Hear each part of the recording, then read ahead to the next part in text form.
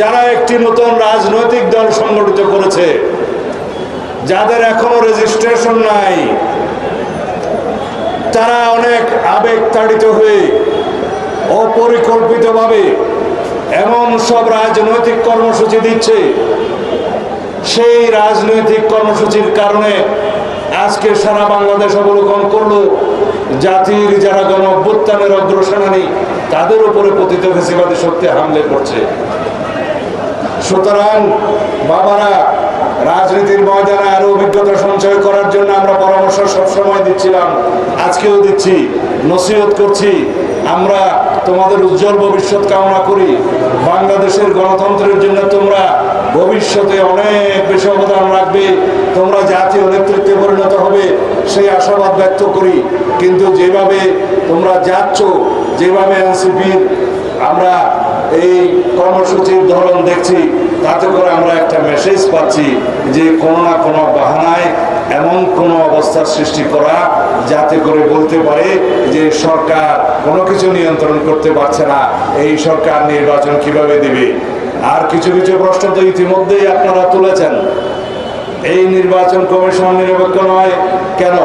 শাপলা প্রতীক না দিলে কি নির্বাচন কমিশনের বিরুদ্ধে অঙ্গুলি তোলা যায়? জাতীয় প্রতীকের মার্কা ছাড়া কি বাংলাদেশে আর কোনো মার্কা ছিল না? এই প্রশ্ন তো আমরাও করতে পারি।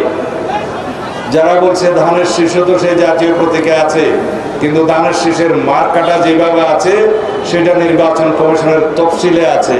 সেই তফসিল অনুযায়ী এটা বহু আগে 1978 সালের আগে সেই মার্কা ওখানে বিদ্যমান ছিল। সেই মার্কা নিয়ে আজ পর্যন্ত কেউ প্রশ্ন তুলে নাই। সুতরাং রাজনৈতিক বক্তব্য প্রদানকালে রাজনৈতিক ইতিহাসটা আগে চর্চা করে বক্তব্য দেওয়া উচিত। যারা বলছে আইন শৃঙ্খলা পরিস্থিতির অবনতি হচ্ছে, কিন্তু সরকারের তো আপনারাও অংশ।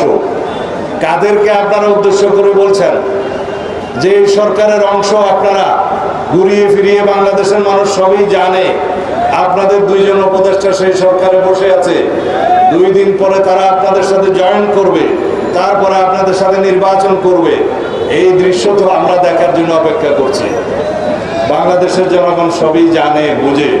সুতরাং অত্যন্ত সতর্ক পদক্ষেপের সাথে বাক্য চয়ন করা দরকার, রাজনৈতিক কর্মসূচি প্রণয়ন করা দরকার। আমরা আশা করি বাংলাদেশের গণতান্ত্রিক শক্তিগুলোর মধ্যে যে কোনো ধরনের ফাটল সৃষ্টির প্রয়াস যেন ফ্যাসিবাদী শক্তি না পায়।